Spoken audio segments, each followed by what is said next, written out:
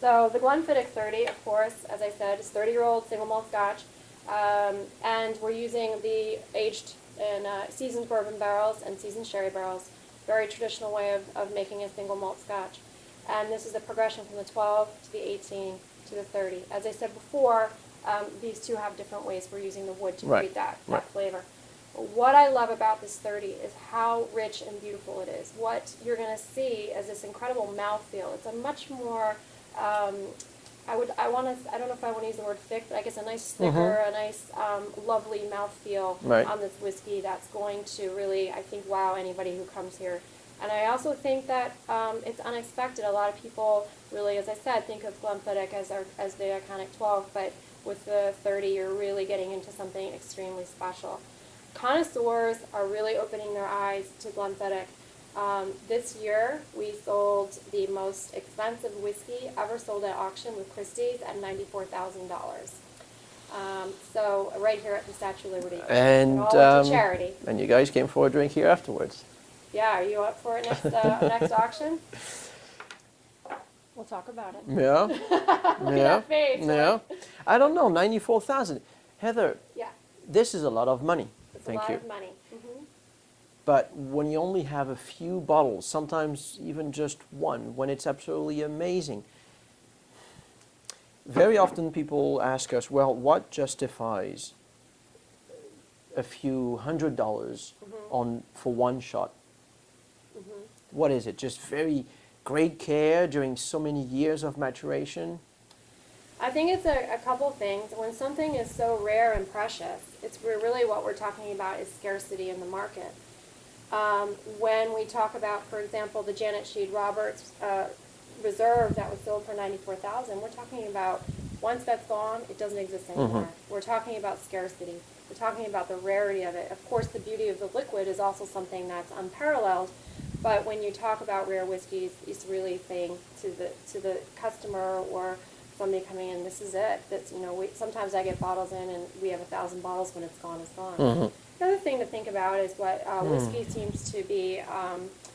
Whiskey doesn't age, of course, in a bottle, so you can have your whiskey and use it over, or slowly deplete that bottle over the course of a year, or if you're me, a month.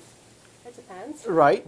Yeah, but I mean, it's you've got to work a lot, and that's you've got to keep checking on that quality. So you've got to do it. I also think it's hard to find. We have the advantage, of course, of these beautiful warehousing on site at Glenfiddich with Brian Kinsman as our malt master. Finding that really beautiful, special whiskey that is, obviously over the course of 55 years, you're looking at your alcohol, your ABV, because if it dips below 40%, of course you can't bottle that whiskey. If you're looking at, you also want to find the right taste, beautiful profile. Of course, this is what I tell people, that just because it's in a cask for so long doesn't necessarily mean it's going to be delicious. You're looking for that combination of aging that actually brings out the wonderful aroma properties of that whiskey. I have tasted, when I lived in Scotland, I worked at the Scotch Malt Whisky Society tasting panel. I have found whiskeys that have been sitting in wood for just too long, and they just became too woody, too tannic, and it's like biting into a tree. Yeah, yeah. So that's just bad cellaring management, I guess, because they don't go out and smell it often enough. They just leave it in the barrel for too long instead of removing it from the barrel. I don't know if I would call it, I think it just happens sometimes. I don't know if I would call it bad management, or, one of the advantages of Glenfiddich is that we do have our warehousing on site, and you can have the quality control of having your cooperage and a malt master right there is really unusual for a whiskey distillery, and why I think we keep getting these awards for our whiskeys. Not only Glenfiddich, but for our sister distillery, the Balvenie, which is a quarter of a mile away. Heather, this is just so gorgeous. The nose is so gorgeous. This is so rich, delicious. Very rich, very delicious. You're getting...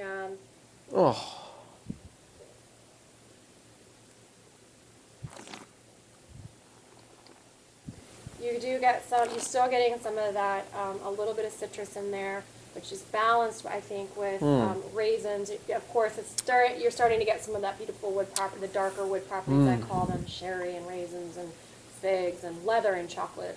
But as you say, this is all of the background, but there's a great, refreshing taste to it.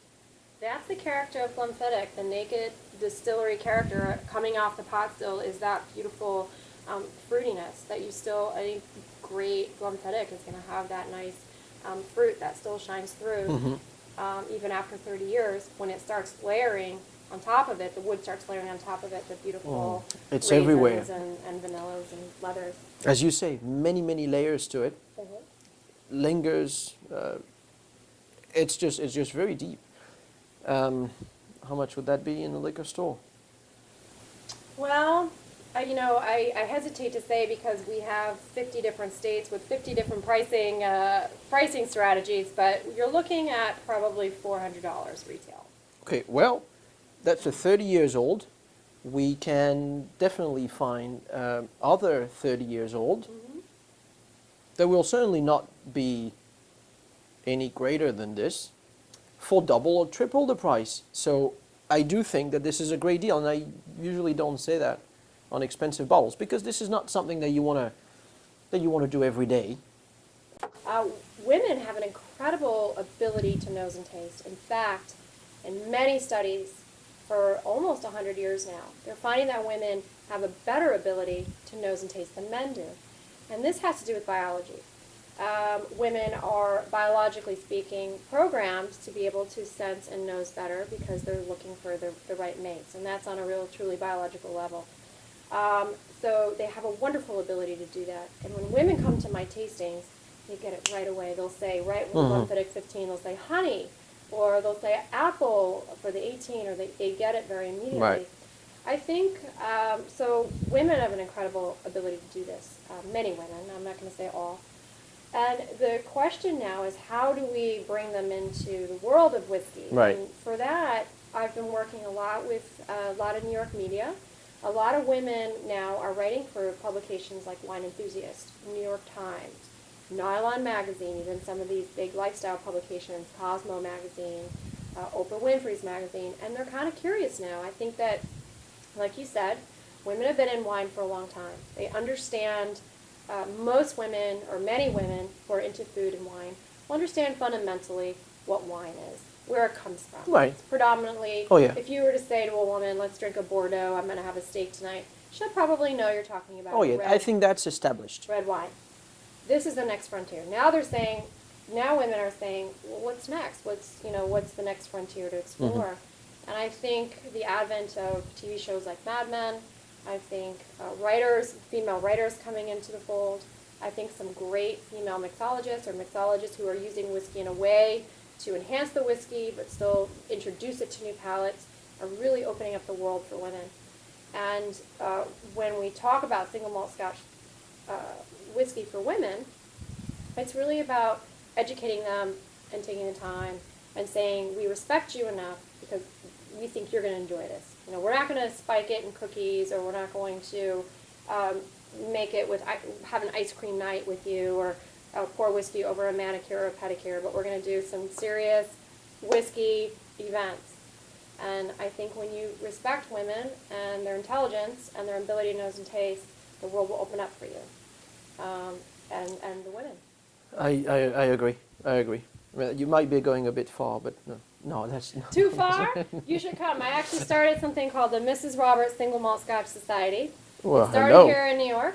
We kicked it off at the Food Network last September. Mm-hmm. And let me tell you, you should have been there. There were 25 journalists, top journalists from New York City who attended. We did a food pairing, 5 courses, rare whiskeys for these women, and every single one of them left extremely happy. The last event I did, are you guys ready for this, for you men? 111 women showed up and 3 men showed up. So 3 lucky bachelors went home with some very happy women and who now enjoy whiskey. So Maybe should for the join the next event, you need a bartender. Give me a call. Well, is it just because you're so high on Glenfiddich that you're saying whiskey is great for women? Or do you think it works with